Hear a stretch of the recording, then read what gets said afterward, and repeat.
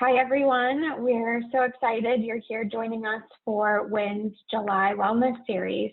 Just a friendly reminder, we have 3 upcoming sessions in the series. So next week, July 15th, is a relaxing morning yoga flow with Nicole Francis. July 22nd is a kids-focused yoga session that is open to all of Paycor through Shine Yoga. And then finally, July 30th, is an afternoon power hour boot camp led by Emily Reginald. So lots of exciting wellness events this month, and we hope to see you there. Right now, we are very excited to welcome Stevi Carr to kickstart our wellness series. So Stevi is the founder and CEO of Wise Wellness Go, which is a community dedicated to the advancement of women through whole self wellness to transform the way women work and live, reducing burnout and living more fulfilling lives. So thanks so much, Stevi, for being here with us today. Thank you so much for having me. I appreciate it. Awesome. I'll let you take it away. Okay, awesome. Well, thank you so much for that warm welcome. I'm going to go ahead and share my screen, make sure that everybody can see it. Okay, great. So today we are going to be talking about wellness, but in the sense of whole self wellness. And a lot of what I like to do when we're just kicking off is have the conversation about what drives you and why are you here, answering the age-old question of what's your purpose and what are you doing to live into that. Inherently, as Wise Wellness Guild, we talk about reducing burnout, and burnout can only be avoided if we are living fulfilling lives, if we're taking care of our bodies and our minds, and we are investing in ourselves. And so I know you've got a jam-packed program coming up, which is really exciting, as Lindsay had talked about. But for me, Wise always starts with the individual and you as a person, and understanding how can you start to take accountability and control and become audacious in order to design your life. And so just a little bit about me, my background. I spent 10 years at Procter & Gamble after coming out of fashion design school. And so you're thinking, like, what gives a fashion designer, she's got a fashion design degree, the audacity to think that she can run a wellness company? Well, I just decided that I was going to do it, and I did it. And it's as simple as that. You just lean into the things that really drive you. But it wasn't just like I woke up one day and I decided I wanted to do that. I really made the decision that I wanted to be able to find purpose in the work that I was doing. And at the core of design, when I talk about designing your life, it's really, a lot of people think about it as a logo or an icon or something of that nature. But what it actually is getting to the root cause of the insight, or what makes people tick. And that's the part of design that I really found myself drawn to. And so when I went into organizations like CoverGirl or Always, I found myself being drawn to those human-driven insights that really drove purpose with brands. So on CoverGirl, when I went in, it was all about, pristine skin and beauty, and we were kind of saying, well, let's unlock a little bit more about what that means. Like, what is makeup inherently? And we were talking a lot about it in terms of covering up, but back in 2010, people were just starting to scratch the surface on what empowerment really looked like. And it was actually about amplifying yourself and bringing you confidence to enable you to do the things that you couldn't do before. And so we shifted our entire model to only hire celebrities and models that had really compelling backstories, like Queen Latifah or Ellen DeGeneres, or looking at women like Janelle Monáe, who were at the time not very well known, but really stood for something and really lived into their values. And taking that to Always and the Like a Girl campaign, as we were deciding and uncovering, women's confidence plummets at puberty. How do you unlock the meaning of what like a girl means, and making it powerful, and supporting girls during that really tough transition, and saying, like, this is because of this is what makes you fierce and will allow for you to run the world. And as Beyonce says, like I was playing before, love that song. And taking that to arguably my favorite brand I've ever worked on outside of Wise Wellness Guild, which is always discreet, adult incontinence. Not sexy, right? Like we all think about it and we're like, oh gosh, that'd be terrible. Well, 1 in 3 women has it, and 1 in 9 women are doing anything about it. And arguably, it's one of the things that in pop culture they have vilified and made feel very like you're not no longer get to be feminine anymore if you have adult incontinence. So your body is failing you.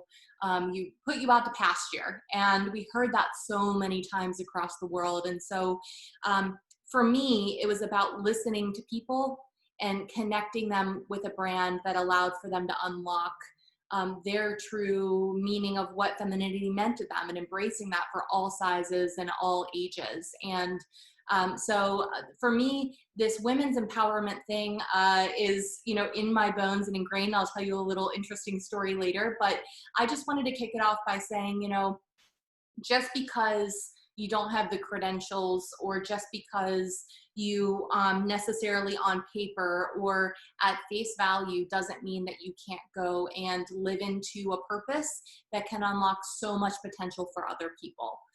So I thought I'd start by just sharing a little bit about Wise Wellness Guild for a minute, and then get into a little bit more about the Audacity piece, because I think it'll make a little bit more sense about who we are and what we do. What if we could advance women in leadership roles simply by prioritizing their wellness? What if we could improve our economy by simply taking care of those who care for us, the physicians, the brand builders, the stay-at-home mothers? I'm Stevi Carr, founder and CEO of Wise Wellness Guild, a community dedicated to the advancement of women through whole self wellness. When my husband and I were making the decision to adopt a child, I found myself at a crossroads. Could I still rise to becoming a CEO in my career and a CEO at home? And after years of deprioritizing my own health and wellness, I was burnt out, and I wasn't alone. Research proves that women work 39 more days per year due to household duties. I've partnered with physicians and experts to understand how women can achieve peak performance in all aspects of life, avoiding burnout for a more fulfilling future. I am courageous. I am a force. I am victorious. I am well. I am wise. And so as we think about the whole pillars of whole self-wellness, it's more than just yoga or a smoothie. It's about bringing in all the pieces for you, such as financial literacy, thinking about occupational, what's your relationship with your career and with your job, and how much of that energy are you putting towards it is in service of your values and in service of the brand that you want to live into every day of your life. And when we talk about the number of people in this world, there's 7.8 billion individuals in this world, right? And we're all so vastly different. But we do have common values, right? Like we all want more for the future. We all want to be better. We all want to achieve. We all just, want to be good humans. I think for the most part, intrinsically, I'm one of those people that believes that, all people are good. They just kind of get into bad circumstances. And so for me, I think that it's really crucial for us to think about those common values of what inherently as a world, and then also I think in our organizations that we work in, like, what are those shared values, and do our personal values align with those? And I think we also have to understand that we are all different for a reason. We all look different. We all have different names. We all have different genetic makeups. And I think that, individuality is so crucial, because those differences are what drives progress for our communities, for our organizations. And so if we know inherently that people are different and that that's important and that that's something that we need, then why is everybody, kind of pushed to kind of feel like they have to look and feel like one version of success, right? And so I would love to just start and level set. If you guys could put it into the chat, I'd love to know where everybody's located at, because I think that just geographically, it would really help for me to understand more about where you guys are all sitting and what, where you are in time zones in different parts of your day and things like that.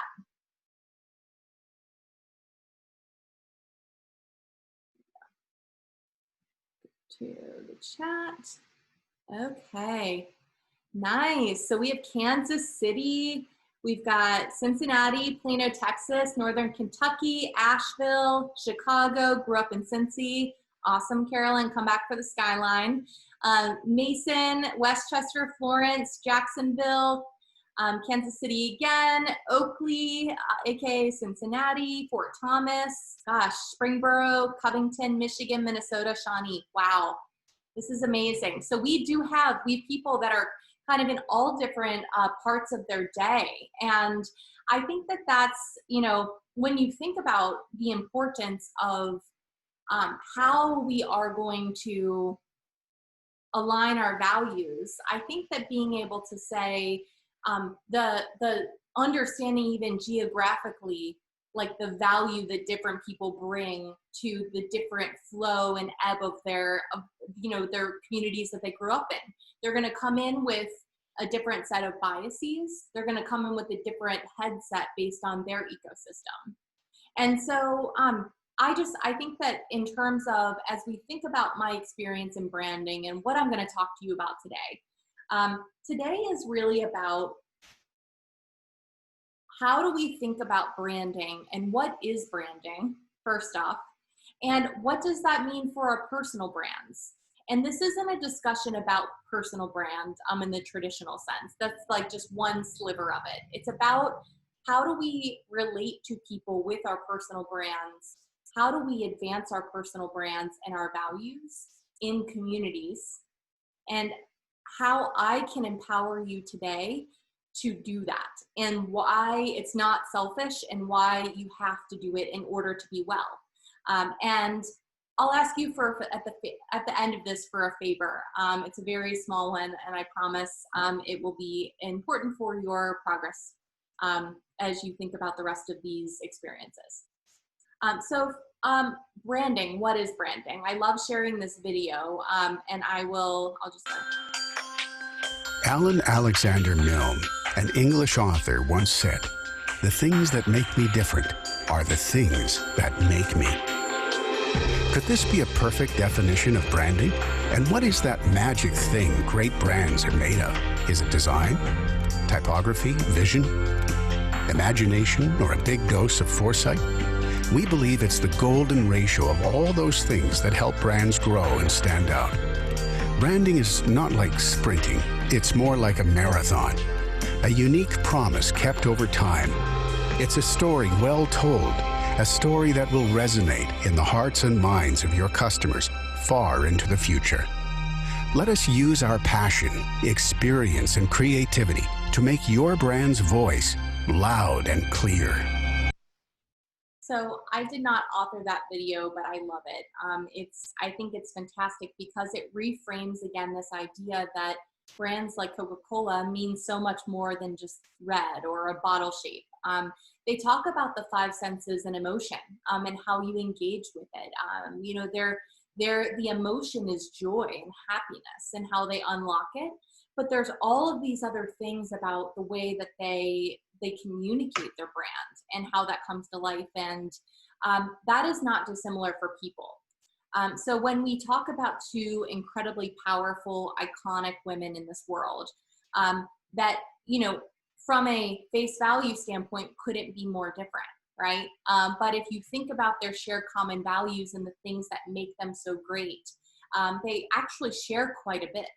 How they go about it is different, and their journeys, they've really stepped into this to be able to create a vision and glide path for themselves and paving the way for those in their communities and catalyzing that through, you know, just embracing it and leaning forward and not being afraid of judgment. And so why is that crucial? You know, why do we think about building our own brand and communicating our own personal visions rooted in values? Well, we as humans, we take in about 32 gigabytes of information on a daily basis in our brains. And that is enough to melt down a Mac computer in 3 days. We are making about 35,000 decisions on a daily basis, and most of those are subconscious. So that's like when you're driving down the road and you show up and all of a sudden you're at your destination. Like, you probably didn't think about things the entire way, right? You stopped at a stoplight, you stopped at a stop sign, you slowed down when you saw a police officer, even though you were probably going a little too fast on the highway. Like, but there are intersection things that, you know, roadblocks or traffic accidents, or like somebody wearing something random, or one of those guys that like is by the used car place that, you know, you kind of like intersects you, right? And so the question kind of becomes like, how do you even get in the consideration set of you know, kind of becoming a part of like somebody's, how do you get noticed, I guess, and how do you get your voice heard? And for me, it's really about helping you to think about decisions that are, you know, for you and not for you, that are very much rooted in trust and respect. So go back to caveman days, and you think about, you know, you're walking through a field and you see a rustle in the bush and you see 2 ears pointing up top. You're probably going to instantly feel fearful. Because you're afraid for your life, right? It's a survival mechanism. And when we think about survival and we think about those things that are inherent in us and we don't really know why, there are some things that we're born with, and that, you know, become habit. It's just something that we do, and that we just keep doing. But there's things that we can control, and things that can make us think about things and intersect us, to make us stop and pay attention. And that's really instinct. And instinct is very real. It's something that over time, that familiarity and consistency over time is something that we can build and can become instinctual. So when we think about consistency and persistency over time, that is how you can think about yourself, about, have you ever thought about the way that you show up every day? And are there things that people have come to expect from you, and that things that you expect of yourself? So if you're trying to become more healthy, how many times have you tried to become more healthy and fallen off? And have you brought in self-sabotage behaviors because you've consistently not been able to do that? Well, we'll talk about that a little bit later. But what would you maybe do differently to drive consistency of success and being able to be more well? How is it sensorial? You know, how can you think about, how are you conveying your personal brand to yourself, and how are you embodying the brand of the version of the person that you want to be, and through the way that you show up? So for me, I just made the decision, as the CEO and founder of Wise Wellness Guild, I'm going to start wearing a white blazer. And why am I wearing white? Okay. Well, one, because it's a color of optimism. Two, because I firmly believe that I went through my Black period, with, you know, living my old life and shedding my old skin. Like, I wore designer black for, you know, 15 years, and I just made the decision, we're going to bring in a little more life here. But it also, for myself, when I put it on, it feels like my armor. It makes me feel good, and I'm purposeful about it and choiceful about it. And, you know, when we think about being relevant as a brand, you know, if you've never been a mom before, or you've never been a babysitter before, you know, Pampers, when I worked on the Pampers brand, might not be relevant to you. You might not know anything about Pampers, so Pampers goes by you, and, you know, because they've never spoken to you before. There's no reason for you to know anything about them. But when it comes time, you've built some relevancy, right? You know, Pampers, over time, their consistency is for babies. So if you decide that you're going to be a mom, or you babysitter, or you know, a parent, I should say, you know what that stands for. So when the time comes, they can go to you. And as you think about your personal brand, what are some of the things that you are intentionally placing? Maybe not for right away, but maybe for future. And how do you show up that way to start to build that glide path for yourself? And being distinctive, standing out, and being really deliberate about how you're going to own your personal brand in that way, I think is really crucial. There's a reason why there's 15 different car brands, and they all stand for something different. And it's very personal about that, about what they stand for. Another thing about instinct is the phenomena of thin slicing. So I'm going to give you a lot of data and facts, and then explain to you why you should care about all of this in a minute. But there's a phenomena that I learned about. It's a long phenomena. It's been around for a while, but I learned about it in Malcolm Gladwell's Blink. And it's thin slicing, and it's effectively in 3 seconds, all of these attributes, somebody by just looking at you feels as though they could size you up and make a decision on you based on this. And if you're like me, that makes me incredibly uncomfortable because I have a lot to say, and I'm a lot more than just my visual personality. But if you go back to the caveman days and you think about how many decisions we're making and how much we're taking in, it starts to explain a little bit about bias and a little bit about like our brains are making these snap decisions, and actually no matter how hard we try, like they're going to continue to do that because we're not going to take in any less information. We're not going to be able to slow life down. In fact, it only speeds up.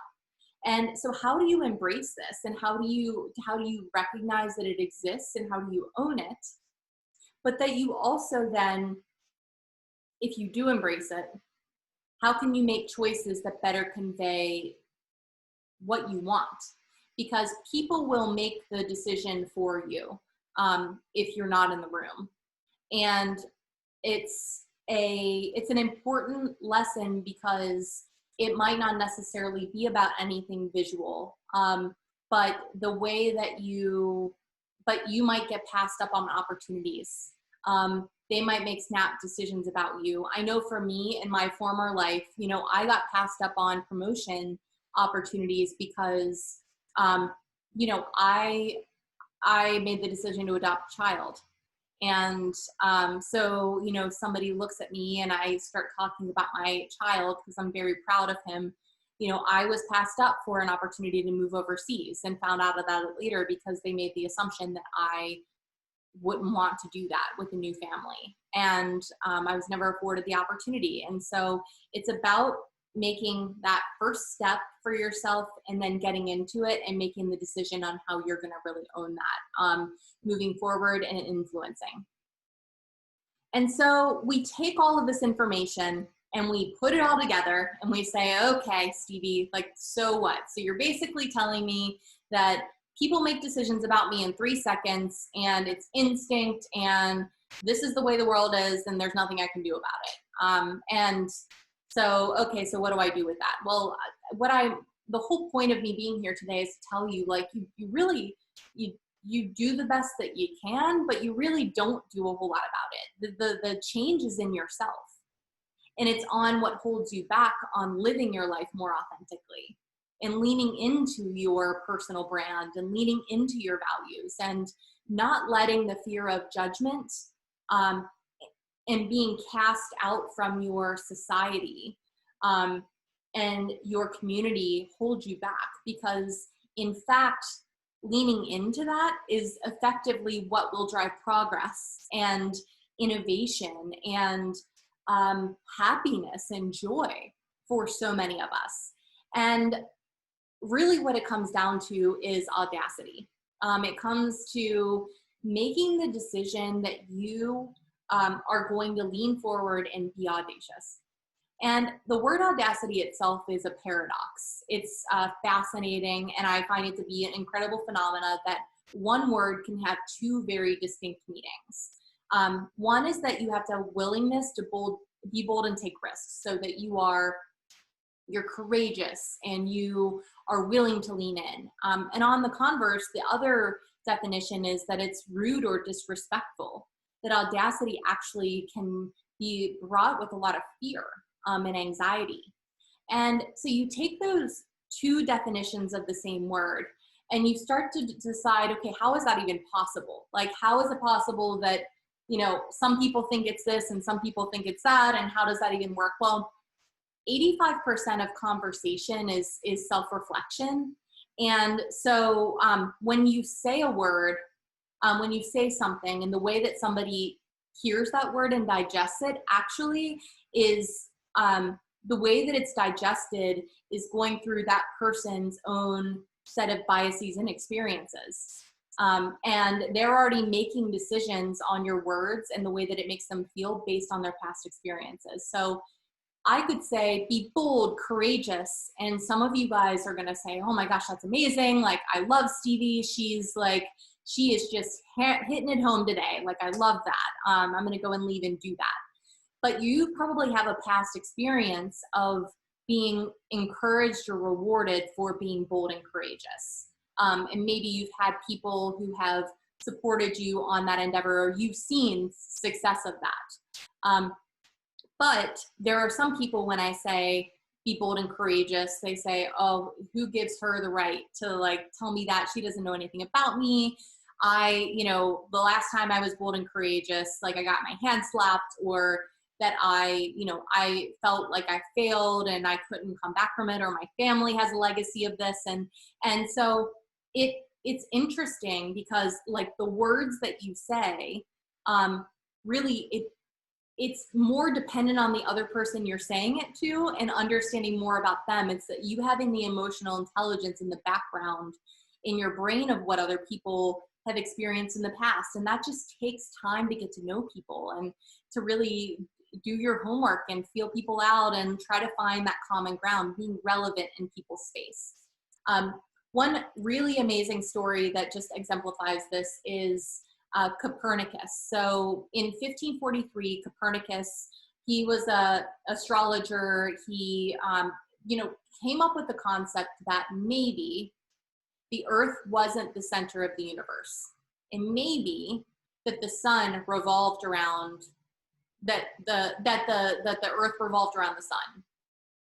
Well, the Catholic Church did not like this concept at all. They felt as though it's a theory. He's some weird science guy that like has come up with this concept. Like, it's cool. Like, we'll let him be a scientist, but like really at the end of the day, like we know that like God and is, in the earth, like this is the center of all creation. But about 100 years later, Galileo came around and started to pick up steam on this concept and started holding discussions about it. So it was no longer a theory, but actually, some science was starting to prove the concept. And the people who held the power and people who had already made their own decisions were threatened by this and actually put Galileo on house arrest, convicted him of heresy.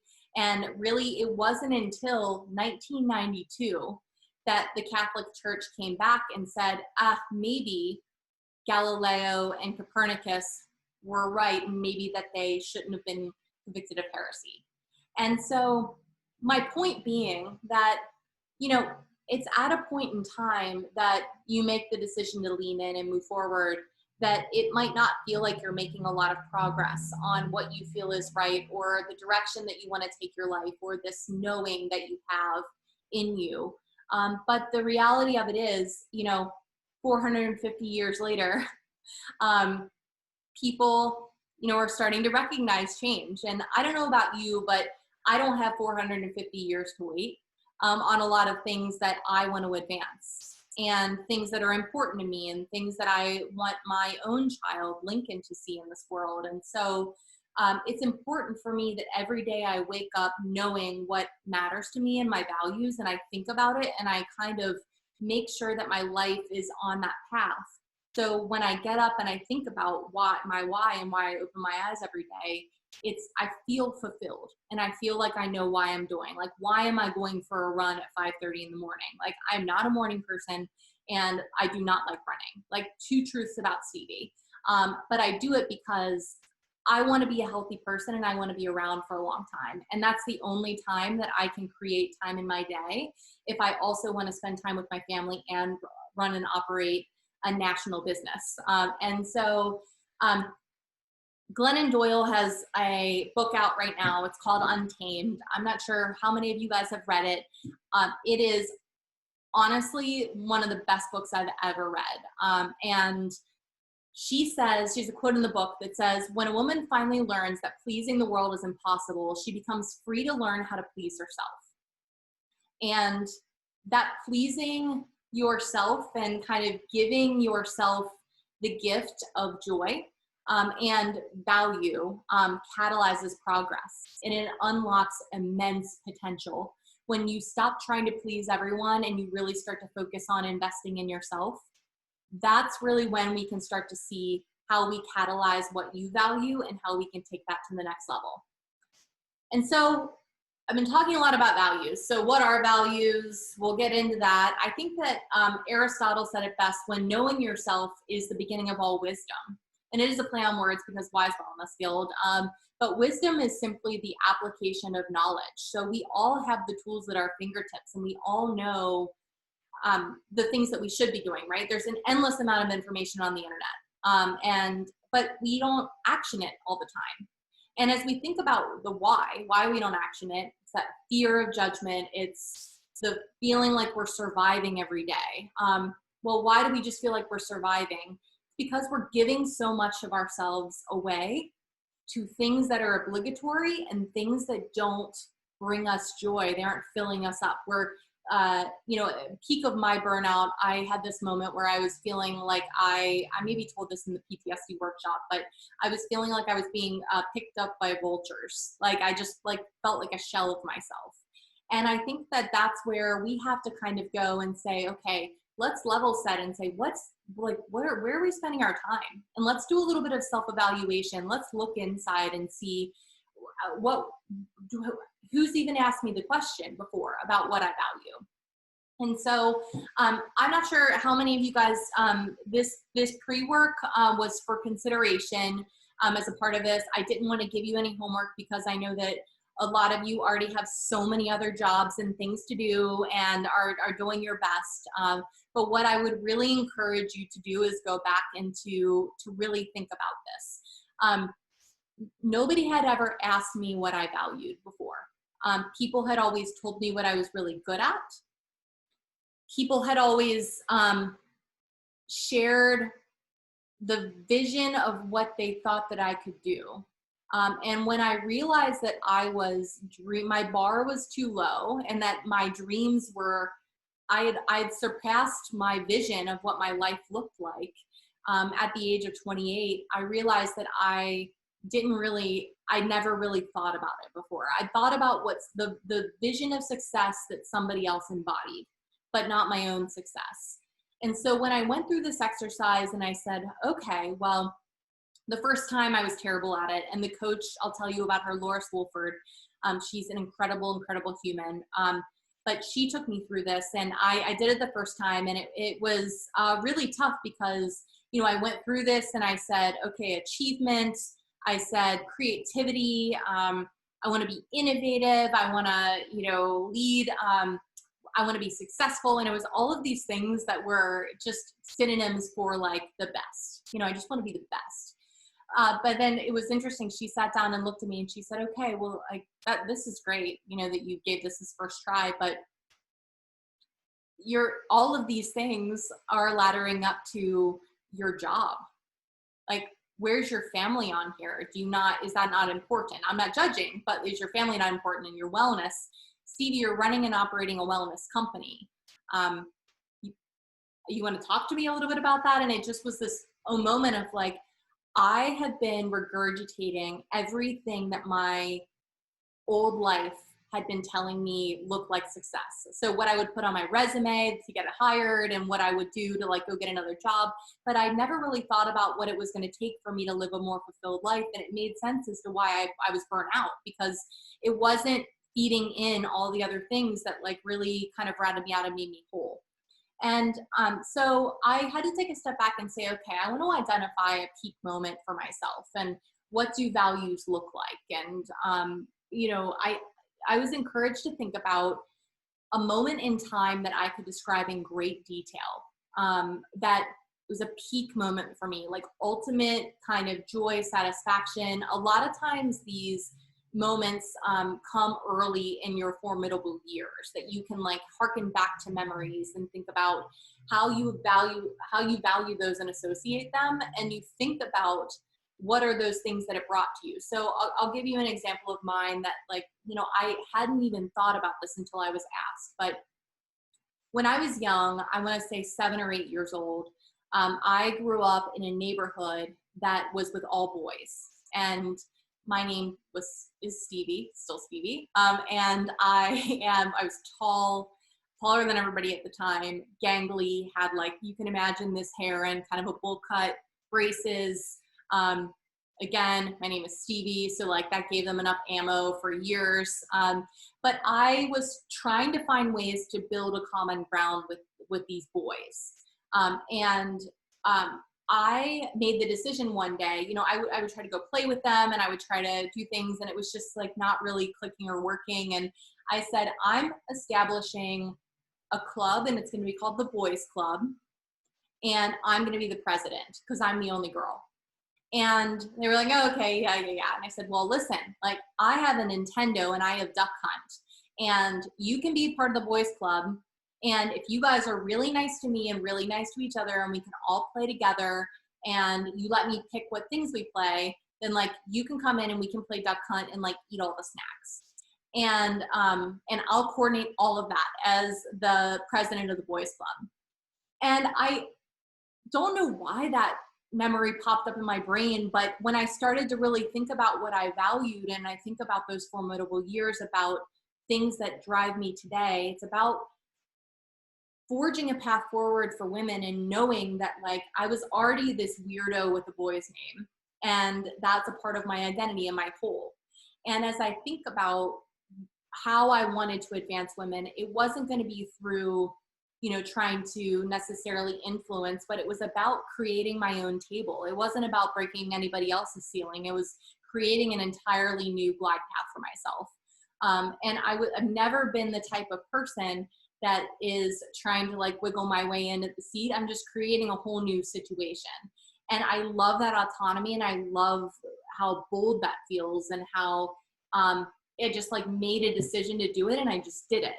And I think about that feeling that it brought me of like the reward. Now I'm a 3 on the Enneagram, and if any of you have ever done Enneagram, you know that like we desperately seek external validation despite our own wishes. We wish that we weren't that way, but like we're all about achievement and all of that. So it totally makes sense. But I think that really what rewarded me with it was this like feeling and underpinning of wanting to help other people connect with each other for a common purpose and goal. And so I would love for you guys to share with me in the chat a little bit about, have you thought about what you valued? Has anybody ever asked you that? And if you could just share with me 1 or 2 in the chat, I would love to read them and hear more.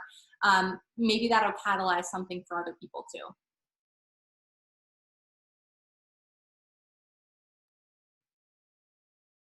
Yeah, Duck Hunt's amazing. It's like the best old game ever. I'm so mad that we got rid of that console. Family and achievement, integrity, amazing. Honesty, integrity and personal development. I value time and independence.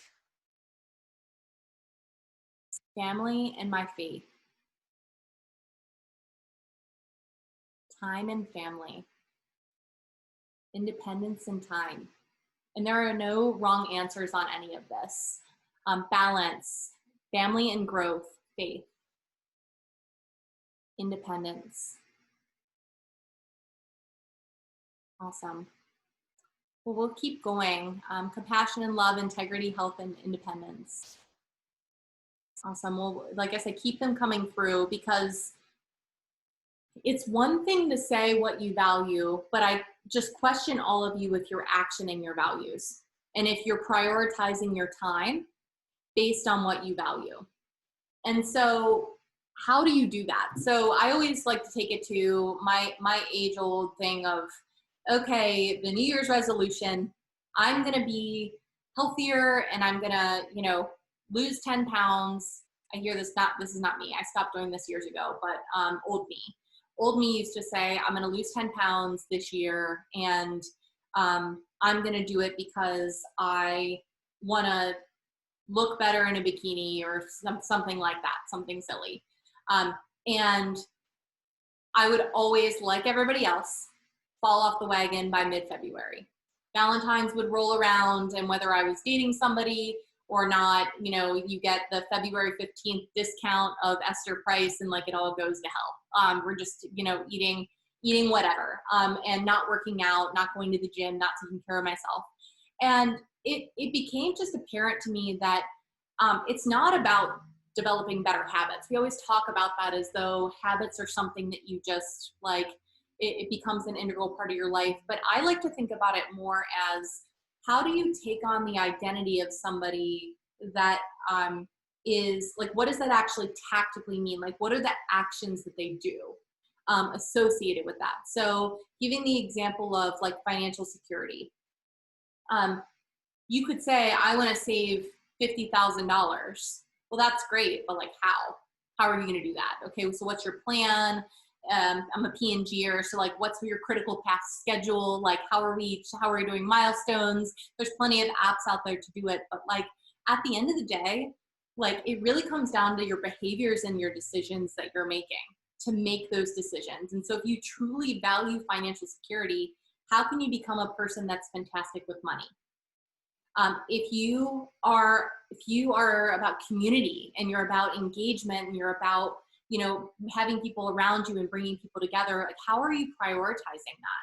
And that was something for me that I found really fell off, that I was so focused on success and driven that, I love gathering people and connecting people, and I was not feeling that part of my bucket at all. I would really let that go. And I was letting other people plan things. And I would see people at things, and I'm still like kind of social. But the thing that I love is like knowing people better than they know themselves and bringing them together and being able to anticipate needs. Like that's a love language of mine. And I love that. So, and purpose, if you want to live a life, you value purpose and spirit, maybe it's spirituality. Like what habit are you creating, or what habit are you creating? Well, a habit could be, okay, I go to church every Sunday. But like, is that really living a spiritual life? And I would argue that's a very personal decision, but here's what I would say for me is more about how are you starting your daily routine?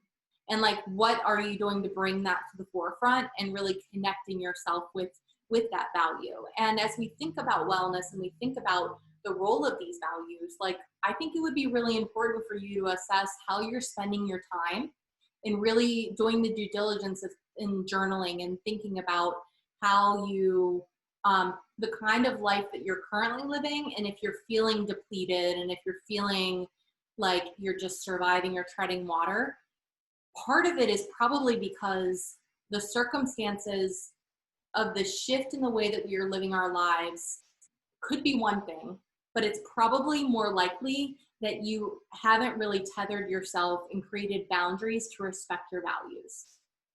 And so the other question I wanted to ask you is what's one way that you could action your values starting today or tomorrow morning? Or I would argue today would be fine. But, for me, I think that I really have been focused on making sure that my physical wellness is back in check. Because for me, I notice when I'm not working out, even though I told you I don't like to run and I don't like to get up early, if I don't do that, my day doesn't feel fulfilled. And so for me, this week, again, I've gotten back on my routine of getting up and getting out of bed and not hitting snooze. And I have to tell you, I feel so much more alive and invigorated again. And because I know that people who are successful are people that take care of their bodies. People who live longer are people that take care of their bodies. So how can you just share one way that you're going to start to activate your values today?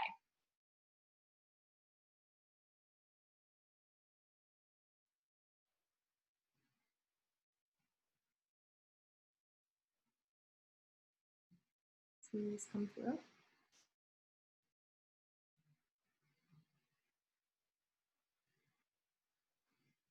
I'll start with a plan, exactly.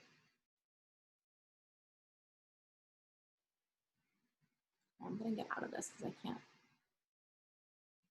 see this really quick. Sorry. Find that chat.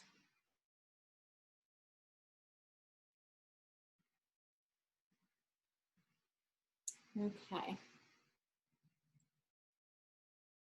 I'm so proud of you guys. Sit down together for a family dinner.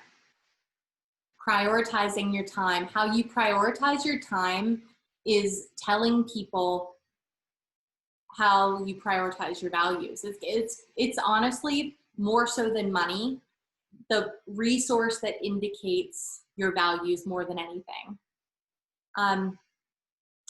Setting time aside daily for personal development items. Taking time for myself each morning or sometime in the day to express my independence. Love that. That's amazing. That's so crucial if that's really a core part of who you are, is creating that space, even if it's just for 5 minutes.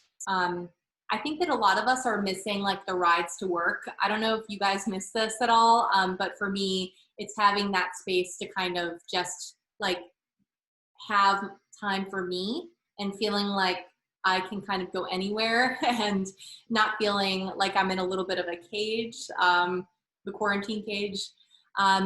Ask more engaging questions daily with my kids. Great one. Love that. I'm going to use that one too.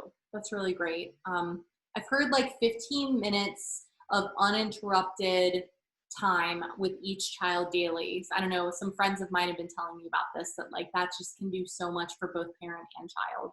I'm not a parenting expert, by the way, but don't ask me a lot of questions there. I'm still learning, fumbling my way through, thanks to Google. Write down one area of growth or focus for the day, week, or month, either personally or professionally. Being intentional about scheduling time for all of my kids to be together at the same time. Go to bed early and stop tasking late into the evening. Finding time for myself to express my creativity and getting back to intermittent fasting schedule, getting out to walk around with the kids in the morning, journaling. That's awesome. I am, like I said, really proud of you guys for like already starting to think about what are some of the things that you would go and do instantly in order to live into your values. And then again, I think that one of the things that I always think about is, so have you ever felt like when somebody does something and, you know, it just like really, it's something small and it irks you, and then they keep doing it and it like that pebble now feels like a boulder and you feel like you're just like run over, and then all of a sudden you're incredibly resentful and you don't even know why, and that person probably has no idea, right? I don't know if any of you guys can relate, but I know that that's happened to me, and it's because I never communicated it. So your personal brand is only as good as like you activating it and telling people about it, because I think that sometimes people are a little surprised when you start to action it, and they feel that by you creating boundaries to create space for that, it's a reflection on them, right? Because again, like we're very selfish creatures, and 85% of anything that you do that I'm a part of, I'm going to self-reflect on myself. And so you have to get past the fact that you are inherently going to offend people if you're going to live a life of purpose. And then it will become habitual, and then people will just accept it, that it is something that who you are. And then it just becomes this part where like they've gotten over something that had nothing to do with them. You get to live a great, fulfilling life, and like everybody's happy. And as long as with your employer, your values can align, which you have a great employer that, you know, is very open and accepting of so many different people and types of values and where they come from, I have to think that that's something that just sounds pretty awesome at the end of the day and can help you avoid burnout. And so for me, this is a work in progress as always. But my value statement is something that I decided to put together when I walk into a room and I meet with new people. Sometimes I put it on a piece of paper and I'm like, okay, this is about me. And sometimes I weave it into conversation. So it doesn't have to be as official, but I always find that with teams, when people are building this, you've got new people joining the team that don't really know each other. You've thin sliced somebody, you already think you know them by their resume maybe, or something like that, or how they look. But really understanding more about like, what are your 5 values? And for me, I'm leading change for the advancement of women through wellness, working towards financial freedom. That financial freedom for me means independence. It means absent of a larger company, because for me, that entrepreneurial spirit of having the autonomy to kind of own my own thing, honestly, like the ownership piece for me is something that I really have always loved and I've always wanted to do since I was young. So I know we're kind of getting low on time, so I'll just very quickly run through these. There's some additional resources for you if you are interested in doing this work, which I would just say, for me, it was absolutely life-changing. I've been a brander arguably my entire life. It is my one world-class skill, building other people's brands. But when it came to my own, I had never thought about it before I started working with Boris. And like really my brand, not just the way I look, like intrinsically who I am. And so we have a leadership coaching circle that is available, that she does this on a larger, a 4 to 6 persons scale, but helping you to take through understanding and identifying your values, taking that through and showing you a little bit about what those leadership behaviors look like. So if you're a leader of an organization, being able to help you understand the emotional intelligence tools to be able to weave those values in and help to fulfill you.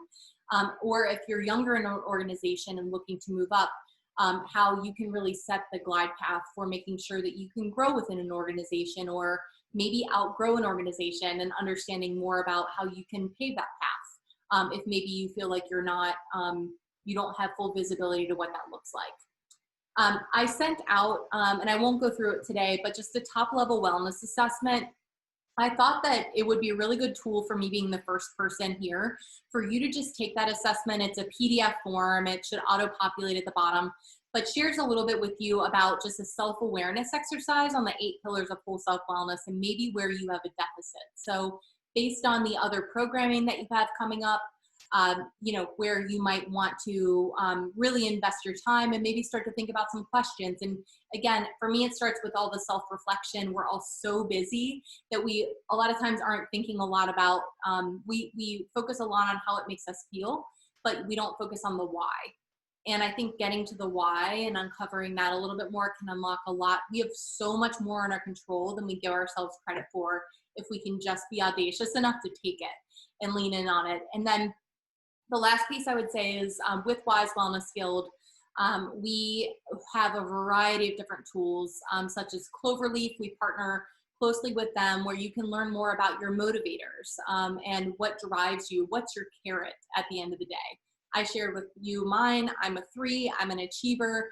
So I used to feel really bad about that need for external validation. And as I found out, turns out between the ages of 2 and 4, it molded me, and that's just who I am. And so now that I understand that that's a motivator for me, it allows for me to formulate a plan on how to action my values based on that. And understanding more about strengths and DISC and all of that. And then as Wise Wellness Guild, we also provide a 100-point wellness assessment. So kind of a comprehensive look at the 8 pillars of whole self wellness, and being able to help you identify where your biggest strengths are and focus on continuing to grow those.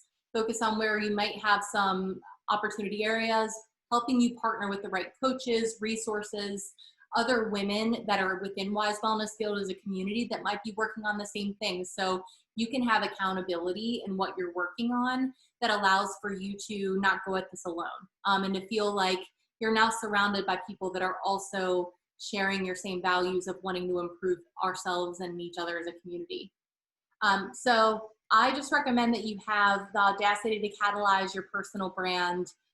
Your brand is what other people say about you when you're not in the room. And it's important for you to tell your story, or somebody else will tell it for you. They will make that decision for you. It's about your why. It's about being consistent. It's about, you know, being able to have the values at the core of what you do. And I think that the biggest thing is, of all of this that I would take away, is that how others react to you is none of your business. And how you as a person owe it to yourself to lean in anyways, because at the end of the day, the people and the support system that's going to be there for you will continue to be there for you if they really do love you and they want you to, you know, be successful. And it's really about it. It's a dialogue. Absolutely. So that favor, we have a newsletter that we send out 1 or 2 times a week, depending on what we have going on. You can go to wisewellnessskill.com and follow the newsletter. We usually have different events coming up. We focus on partnering with women and minority-owned businesses, not just here in Cincinnati, but across the United States. We're currently in 12 states now, so we are, you know, rapidly expanding, which is very exciting. So join that; it's free. Follow us on Instagram and Facebook. And membership starts as low as $6. So what did I calculate? That's like 20 cents a day or something like that. And for you to be able to invest in yourself and to meet new women. And it's just been really amazing, because we have no idea how long we're going to be isolated this way. So it's sometimes nice to meet people outside of your work community. We have a lot of upcoming virtual events. We know that Zoom fatigue is very real. So I'll just hit the highlights on a few things that we have coming up. Today we had Wisecracker Wednesday, which is such an interesting day. It's in partnership with Crunchmaster. But we effectively just like spent 30 minutes talking about absolutely nothing of relevance. And it was just a funny conversation, like girls just chatting and catching up, with Amanda Valentine of Amanda Valentine Bites, and Pound This Podcast, and then Natalie Jones of Q102. And we have Crack Your Money Code. So if you are interested in financial literacy, and learning more about like how to connect your values to the way you spend your money and understanding your why, that you can understand that. We have Morgan Owens, who is an incredible influencer and entrepreneur here in the greater Cincinnati area, talking about how self-care impacts your career growth, and specifically Black women in the Black community, how deprioritizing that and burnout, especially now with Black Lives Matter movement, it's never been more important for you to like really take that seriously and invest, and how you can be a really great ally and support Black women during this time. On the 16th, we have a Skin Health Circle book club. Wise Women Wednesdays, we'll be talking about more about how boundaries and saying no. And then at the end of the month, we've got a food and body image freedom event, talking about your relationship with food, talking about your relationship with your body, and how you really can kind of bring all of that together and better support yourself during this time that, you know, we're going through a really huge evolution and change. So thank you so much for having me today. I'm going to look at my phone and see how 2 minutes to spare. Wow. Well, how about that? I was able to get all of that out. But Lindsay and Leah and Tiffany, thank you so much for having me today. I really, really appreciate the time, and just really value the opportunity to be here with your organization today. Thanks, Stevie. It was great to have you. Thank you. I appreciate it. Hi, Rachel. Yeah. So awesome. Well, if anybody has any other questions, feel free to reach out to me. I'm at Stevi at Wise Wellness Skill. Feel free to check out the website, and yeah, can always catch up and answer any questions you have. Thank you so much, Stevie. This has been really helpful. Appreciate it. Thank you. Bye, everyone. Awesome. Bye. Have a good day. Carolyn, hi. Good to see you. I didn't get to join until right when the meeting was started, so I couldn't say hi in person earlier. Oh my gosh, awesome. It's so good. Let's catch up sometime. Sounds good. Have a good rest of your day. See ya.